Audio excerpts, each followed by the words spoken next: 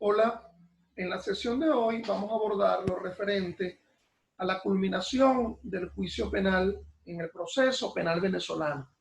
Quien les habla es el profesor Ángel Serpa Aponte y estamos transmitiendo esta clase fundamentalmente a mis alumnos de la Universidad Central de Venezuela en la asignatura práctica de Derecho Penal.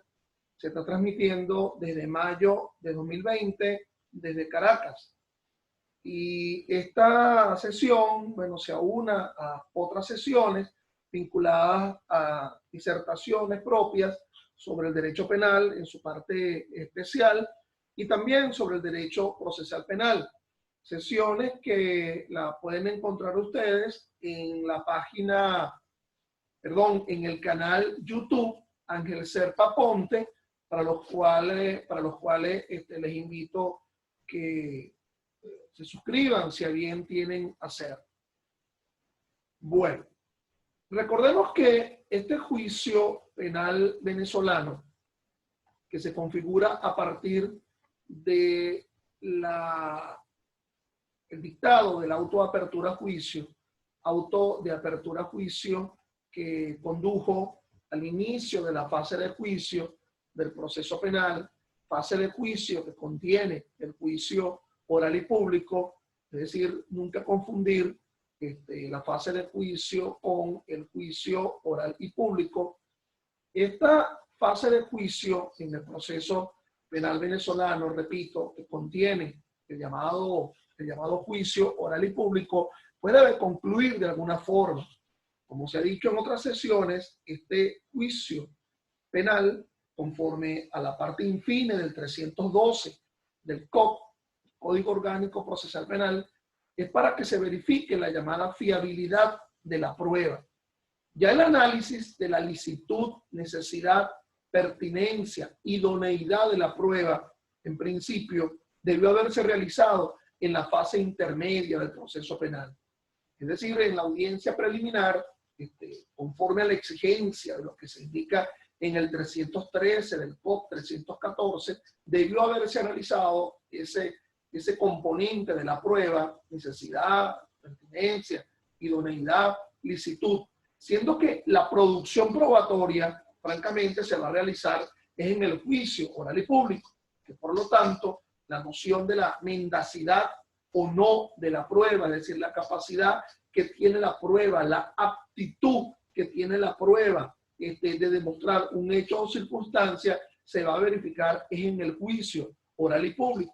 La razón de ser prácticamente de la existencia de un juicio oral y público es para servir de continente de la prueba en cuanto a esa demostración, a esa verificación de la capacidad demostrativa de la prueba del llamado hecho objeto del proceso.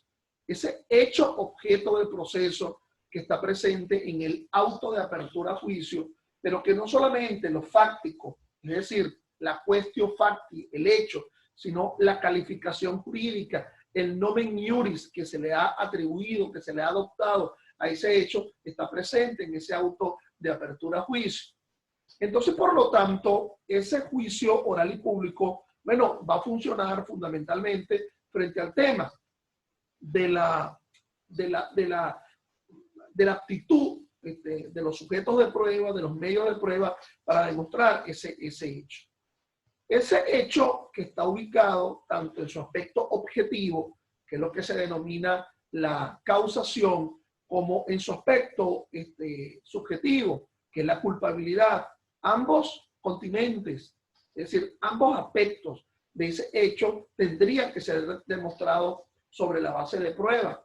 El 312 en su parte final nos indica no podrá realizarse en ninguna otra etapa del proceso lo que inherentemente le corresponda al juicio oral y público. Y ciertamente, pues lo único que le corresponde a ese juicio oral y público es la llamada apreciación de la prueba.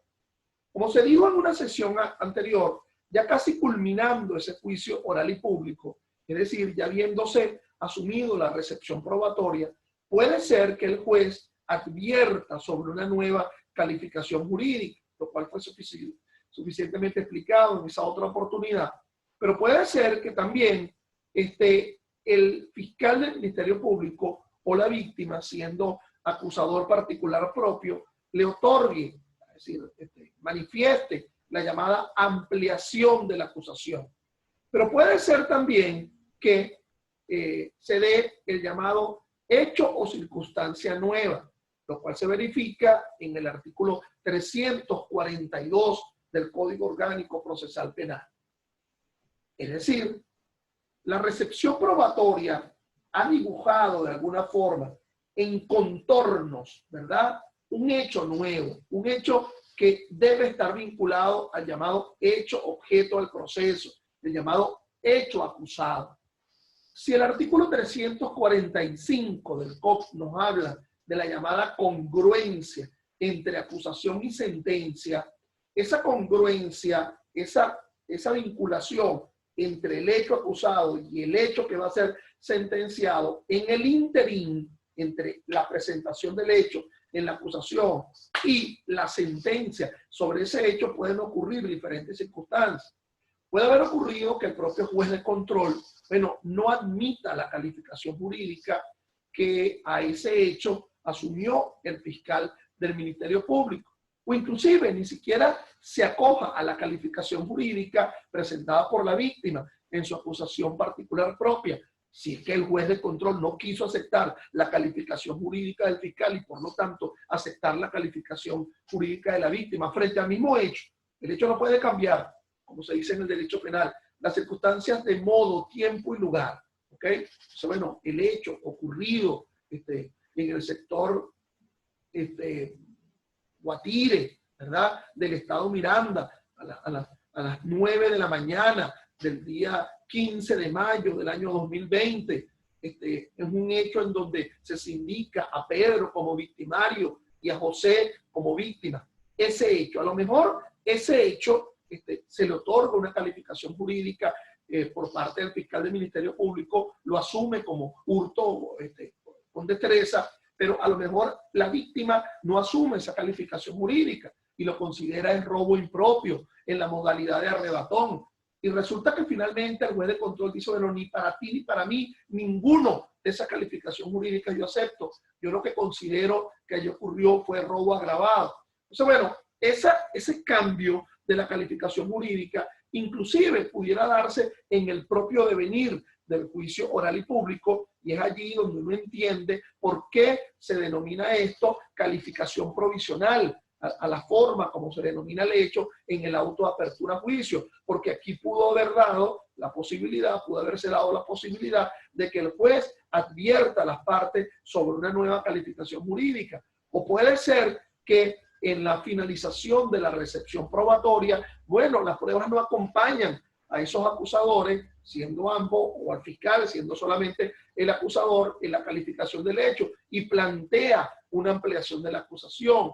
Lo había dicho yo en aquella oportunidad, ad maior ad minus, como se dice esa máxima del viejo derecho romano. Quien puede lo más, puede lo menos. Si al fiscal el artículo 334 del COP te permite la posibilidad de la llamada ampliación de la acusación, ¿por qué no permitirle la llamada disminución de la acusación? Es decir, asumir una pretensión distinta. Lo importante es que haya sido advertido a las partes, pero también pudiera darse lo que se llama el hecho nuevo, aquello que está regulado en el artículo 342 del COP.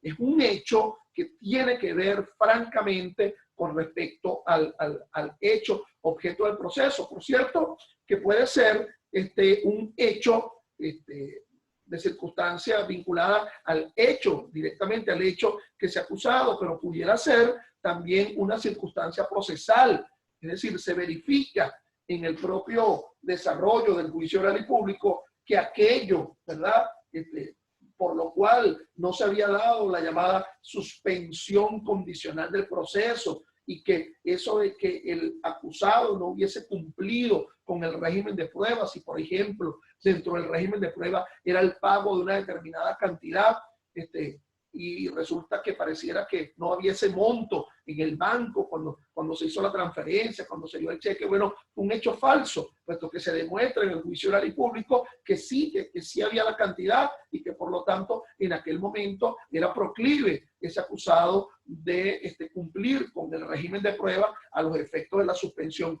condicional del proceso, pero pudiera darse también otra circunstancia procesal dentro de ese hecho nuevo. Es decir, estamos evidenciando en el juicio oral y público que el fiscal era familia de la víctima y que por lo tanto se da una circunstancia de parcialidad, es decir, de incumplimiento de esa pauta de imparcialidad que también debería o que también se le exige al fiscal del Ministerio Público y no del juez, o por qué no decirlo, el hecho nuevo que se está verificando en el propio desarrollo del juicio oral y público es la condición de familia, de pariente del juez de control que dictó el auto de apertura a juicio y que por lo tanto se está evidenciando ese hecho nuevo es en el propio juicio oral y público.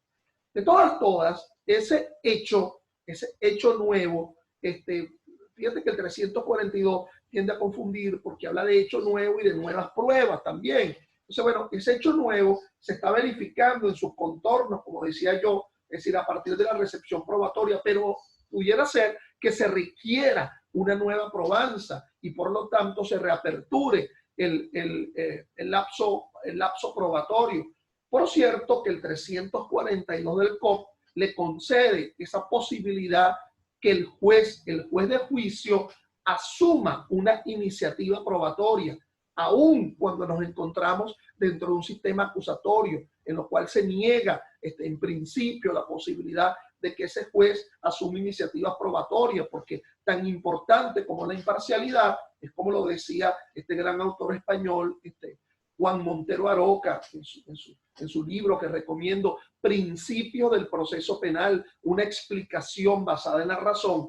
Por lo tanto, nos decía este gran procesalista español, Montero Aroca, que así como es importante la imparcialidad, es importante, lean mis labios, la impartialidad con T, si es que se permite esta expresión dentro del castellano, impartialidad. Es decir, que el juez no esté asumiendo las cargas procesales de la parte, no esté asumiendo la condición de parte. Ese juez no estaría allí para probar nada ni para defender a nadie, sino que como tercero decisorio estaría solamente resolviendo la pretensión de parte. Pero bueno, excepcionalmente el 342 le permite esa iniciativa probatoria a ese juez, bueno, un tanto vinculado al concepto de verdad, de verdad material que se ubique en el 13 del Código Orgánico Procesal Penal, es decir, establecer la verdad por la llamada vía jurídica. Si ese juez no entiende algún tipo de circunstancia que se verifica en el hecho nuevo y ese hecho nuevo requiere una probanza,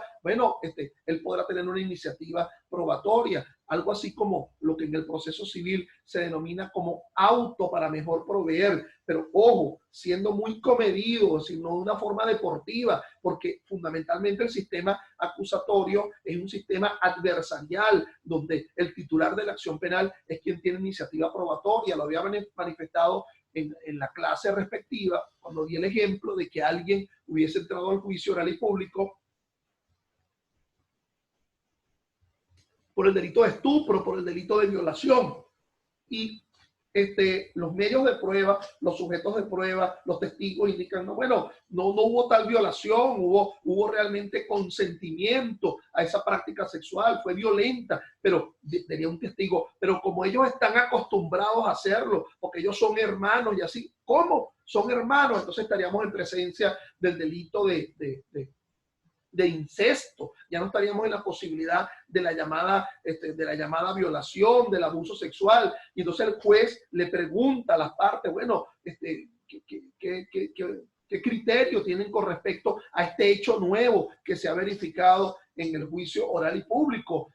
Ustedes piden la llamada recepción probatoria, bueno, las partes no dicen absolutamente nada, pero es un hecho, es decir, no dice nada ni el fiscal, no dice nada la defensa, pero es un hecho de mucha trascendencia. Y entonces el juez dirá en ese momento, en esa posibilidad, en esa iniciativa probatoria, en ese carácter de iniciativa oficiosa que le concede el 342 del COP, por cierto, que no es único, también dentro del régimen del peritaje, de las experticias, si el juez no entiende, bueno, se le concede una posibilidad muy excepcional a que el juez pueda asumir una iniciativa probatoria en cuanto a un perito que venga a dilucidar una circunstancia confusa. Pero bueno, volviendo al caso, el juez diría, bueno, ya que las partes no están pidiendo una reapertura del lapso probatorio ni nada dicen al respecto, pero yo suspendo esta sesión del juicio oral y público hasta una semana y este tribunal le solicitará al jefe civil de la parroquia en donde hayan nacido victimarios, bueno, una copia certificada del acta de nacimiento para verificar si realmente ostentan la condición de hermano y estamos en presencia de ese nuevo hecho que sería por lo tanto un nuevo delito. Entonces, bueno, este hecho nuevo, que se verifica, pues conforme a lo que establece el artículo 342 del Código Orgánico Procesal Penal, es lo que yo denominaba en su momento, y de verdad los invito a que acudan a la sesión donde hablamos sobre la culminación del juicio, las llamadas Tres Marías. Es decir, recuerden ustedes que por lo menos en Venezuela, en bachillerato, se habla de la famosa Tres Marías: matemática, química, física. Si no se pasa esa asignatura, bueno, no se puede conceder el título de bachiller. Bueno, de igual manera, esas Tres Marías que se verifican a la finalización del juicio sería la llamada advertencia de cambio de calificación contenida en el 333, la ampliación de la acusación contenida en el 334 del COP, o el hecho o circunstancia nueva que se verifique en el artículo 342. ¿Por qué yo las hermano? ¿Por qué yo las vinculo? Bueno, porque por las tres pudiera darse la llamada reapertura del lapso probatorio. Por cierto, que esa reapertura del lapso probatorio pudiera conducir, ¿verdad?, al llamado rescate de alguna prueba que no fue admitida en su oportunidad. Veamos un tanto el asunto. Es decir, no se admitió la declaración de María o de Pedro si el hecho había sido calificado como hurto de vehículo automotor, porque esa declaración pareciera ser verdad, porque esa declaración pareciera obrar en función de una coacción para la entrega del vehículo. Pero si ahora se reconfigura el hecho en el sentido de que de la recepción probatoria, los testigos que sí fueron admitidos, los medios de prueba que sí son admitidos, hablan de la coacción en la obtención del vehículo, entonces aquellas pruebas que no fueron admitidas, viene la posibilidad del llamado rescate de la prueba inadmitida, lo cual es perfectamente posible, porque conforme al 333, al 334 del COP, si se dio la advertencia del cambio de calificación o la ampliación de la acusación, se permite la llamada reapertura probatoria. Y ojo, esa reapertura probatoria puede ser hasta del momento del propio ofrecimiento, lo cual conduciría al ofrecimiento, a la admisión, a la producción y finalmente a la apreciación de esa prueba. En el juicio oral y público, ojo, solamente si se dan estas excepcionales circunstancias de la advertencia de cambio de calificación, de la ampliación de la acusación y del llamado hecho nuevo. Supónganse ustedes entonces que nada de esto ha ocurrido, pues, que sencillamente no se dio la llamada advertencia de cambio de calificación o la ampliación de la acusación o del hecho nuevo, sino que nada de ello ocurre y que por lo tanto en una pauta, digamos, normalita del asunto, se da la necesidad de culminar el juicio oral y público. Esa finalización de la recepción probatoria conduce al cierre del juicio oral y público. Ese cierre puede ser el llamado cierre técnico, es decir, el cierre por parte de los acusadores o del acusador, si fue uno solo, y el cierre por parte de la defensa. Obviamente que ese cierre técnico, ese cierre de abogado del juicio oral y público, debería referirse como estrategia, ¿okay? Fundamentalmente al tema probatorio. Claro que en ese cierre se pueden hacer consideraciones de carácter jurídico, la dogmática jurídico-penal, la existencia o no del delito, las condiciones vinculadas a la demostración, a la posibilidad demostrativa que se hizo por el hecho, pero debería referirse fundamentalmente a las pruebas que fueron conocidas en el juicio oral y público. Es decir, ese cierre técnico al final debería ser uno, si es por parte del fiscal, haciendo ver, resaltando la capacidad, es decir, la aptitud que tuvo esa prueba de demostrar tanto el aspecto objetivo como el aspecto subjetivo del delito, la causación, la culpabilidad y la atribuibilidad de ese hecho que se acusó a quien ahora ostenta la condición de acusado. Es decir, reafirmar el principio de unidad probatoria. Recordemos que la comunidad probatoria son todas las pruebas que han sido admitidas y que se supone se produjeron en el juicio oral y público. Pero la unidad significa que como en un todo único no existe contradicción en esa prueba, toda esa comunidad pretende sustentar la tesis de condena bajo la concepción del fiscal del Ministerio Público. Por parte de la defensa, ese cierre técnico, claro, pudiera referirse fundamentalmente a lo que excluye la responsabilidad penal, es decir, la demostración de las causas de justificación, la demostración de las causas de exclusión de la culpabilidad, la inexistencia de condiciones objetivas de punibilidad que niegan la tipicidad de ese hecho. Pero además, digamos, de la clase de derecho penal o de la clase de derecho procesal, tendría que estar vinculado a los hechos, es decir, al carácter no idóneo, a la posibilidad de que esa prueba de verdad no demostraran el hecho o circunstancia. Si eso es la tesis, ¿verdad?, que se mantuvo desde la fase intermedia por parte de la defensa, cuando se pusieron excepciones, bueno, no podría contradecir el argumento excepcionante de la fase intermedia en el juicio oral y público, ahora reafirmado mucho más con el tema probatorio, en dos platos. Hacer ver la existencia de la llamada duda razonable, ¿okay? Esa duda razonable que conforme al artículo 24 de la Constitución, obra a favor del reo, obra a favor del acusado, se reafirma el llamado indubio pro reo. Pero luego de el cierre técnico por parte de los abogados en la causa, el fiscal, el acusador particular propio en representación de la víctima y de la defensa, bueno, viene el cierre por parte del acusado y por parte de la víctima. Hablemos de lo, digamos, empecemos por la víctima.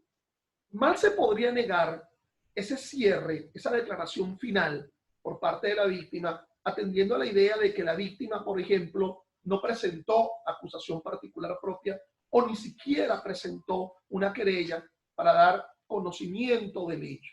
¿Sí? Ese cierre técnico por parte de la víctima, bueno, debe permitírsele en su condición de sujeto procesal. Quizás no es parte dentro del proceso. Entonces, bueno, ese cierre, por cierto, que esa víctima no es solamente el llamado ofendido directamente por el delito, como lo establece el 121, el 122 del COP, sino la llamada víctima secundaria, es decir, la víctima que de alguna forma se está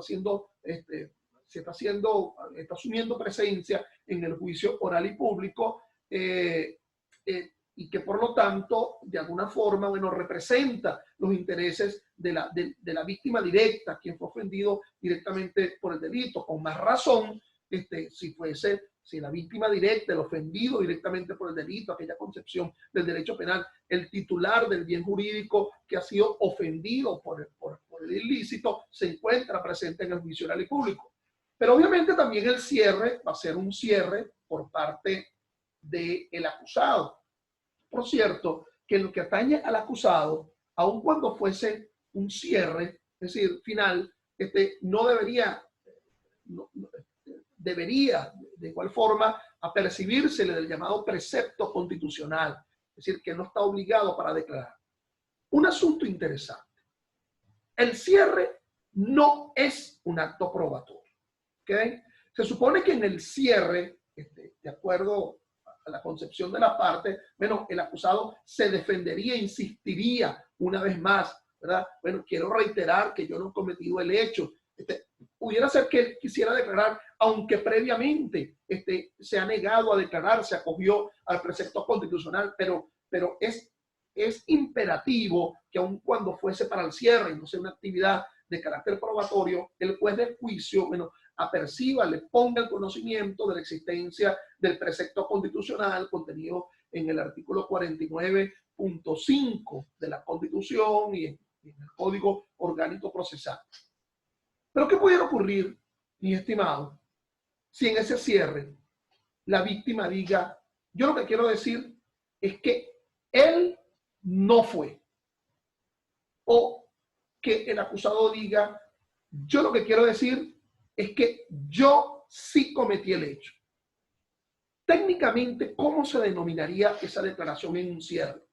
Bueno, se denominaría técnicamente un hecho nuevo, aquel que describe en el artículo 342. Y siendo que ese cierre no es un acto probatorio, ante una circunstancia como esta, el juez oficiosamente tendría que permitir esa recepción probatoria, reaperturándose el lapso probatorio, pero solamente para escuchar la declaración dentro de lo que se denomina el régimen de prueba de esa víctima y de ese acusado. Porque en primer lugar, esa víctima cuando dio su cierre y dijo, él no fue, no estaba declarando con juramento, como se le impone, ¿ok? Y ese acusado se supone que no estaba en la posibilidad de asumir una confesión. Entonces, bueno, la llamada reapertura para que se configure, para que se verifique el llamado hecho nuevo. Supónganse ustedes que, bueno, nada de esto ocurrió. Es decir, nada de estas circunstancias ocurrieron, aquello fue francamente normal, entre comillas. Es decir, ocurrió que ni se dio la advertencia de cambio de calificación, ni se dio la ampliación de la acusación, o ni siquiera estuvimos en presencia frente al llamado hecho nuevo, sino que vamos definitivamente a la necesidad de sentenciar.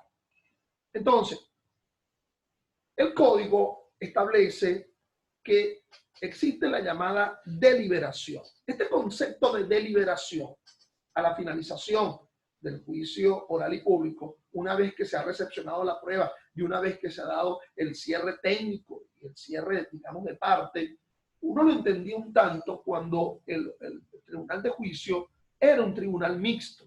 Era un tribunal que estaba integrado por los escabinos, ¿verdad? Pues estaba integrado por el jurado, en la cual uno habla de, bueno, la deliberación. Cuando se delibera es que no se contrastan opiniones, uno se delibera frente a otro, más se pudiera decir, bueno, yo delibero internamente en la deliberación, hay un encuentro de opiniones, ¿verdad? Bueno, ahora no existen escabinos, se eliminó esa forma de participación ciudadana y todos los juicios son asumidos por un juez unipersonal, quien va a apreciar la prueba, va a apreciar la capacidad demostrativa de esa prueba con respecto al hecho, va a apreciar la capacidad demostrativa de la prueba con respecto a la calificación jurídica que se le ha dado a ese hecho. Ya no estamos solamente en el tema de la licitud, necesidad, pertinencia, sino que hay un tema de fiabilidad. Ya hubo la producción probatoria, la recepción probatoria en una relación de inmediación. Alguno dirá, bueno, esa deliberación sería una especie de contrastar notas entre el acta que asumió como fedatario judicial el secretario, la secretaria del tribunal. Bueno, esa deliberación se hace en la estricta intimidad del juez, pero al final del camino, ese juez, bueno, tendrá que acudir a la sala de juicio para emitir su veredicto. Ese veredicto no debe ser confundido con la propia sentencia, porque el COP permite la posibilidad que a partir de la llamada emisión del veredicto, ese juez tenga hasta 10 días, que serían 10 días hábiles, 10 días de despacho efectivo.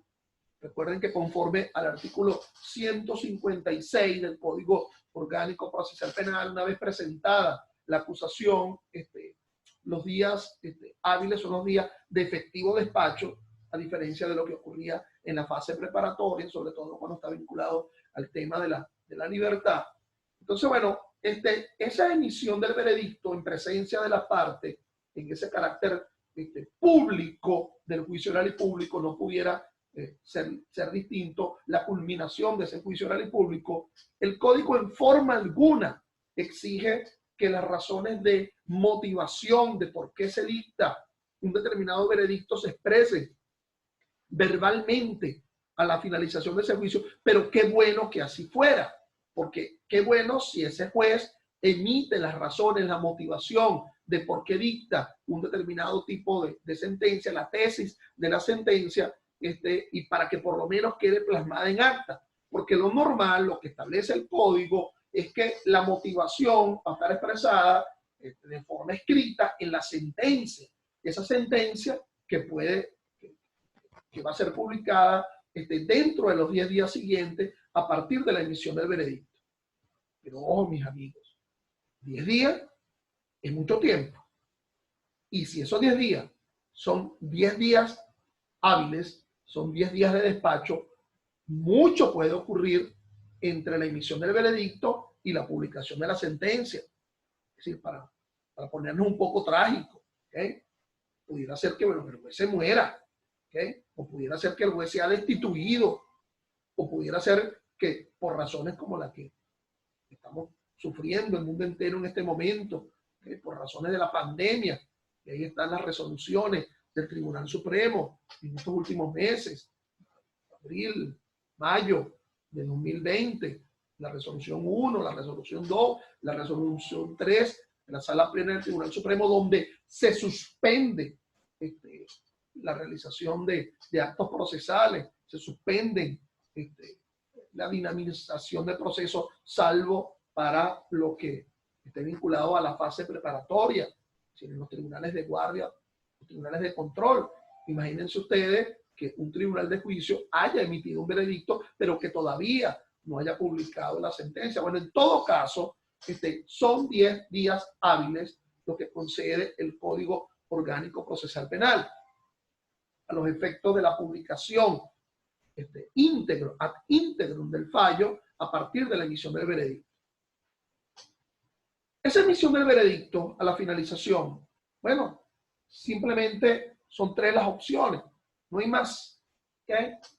O conforme al artículo 304 del COP se dicta una sentencia de sobreseimiento, si lo que ha ocurrido es la extinción de la acción penal.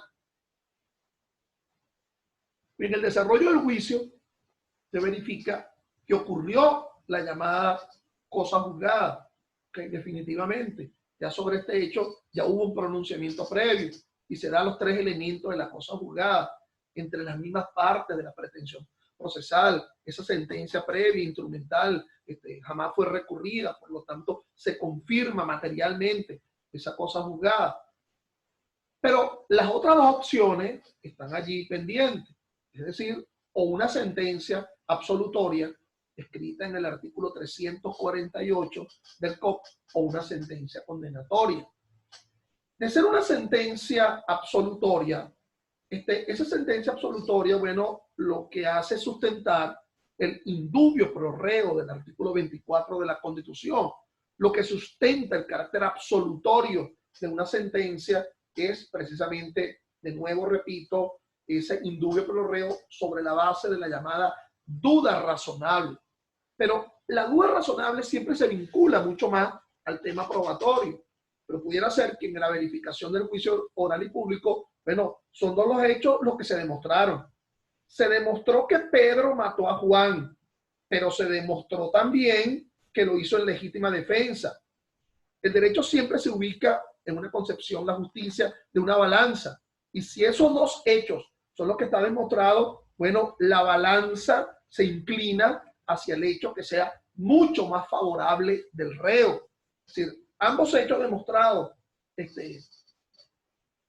el accionar de Pedro en la aflicción del bien jurídico en contra de Juan, pero también está demostrado la legítima defensa o cualquier otra causa de justificación, pero pudiera estar demostrado también una causa de exclusión de la culpabilidad, por ejemplo, la existencia de una enfermedad mental que releve libertad y conciencia de los actos. Bueno, se realizó por vía de un acto reflejo, o la inexistencia, por ejemplo, de una condición objetiva de punibilidad. Los dos hechos que están demostrados es que, bueno, efectivamente, se le dio un dinero al escribiente del tribunal para que le presentara una sentencia al juez, y el juez con los ojos cerrados le firmó esa sentencia. Pero también está demostrado que ese escribiente del tribunal, bueno, no era funcionario público, porque ni administraba, ni era contratado, sino que sencillamente estaba allí a los efectos de instruirse, pues. Entonces, bueno, ese delito que fue acusado, el delito de corrupción, bueno, no está verificado. Otro delito será, pero ese no fue. Entonces, bueno, pero también lo que sustenta la duda razonable y que por lo tanto fundamenta una sentencia absolutoria está vinculado a la prueba, y es fundamentalmente el tema probatorio. Existe la llamada contradicción probatoria. Puede ser, en primer lugar, la contradicción íncita de la propia prueba.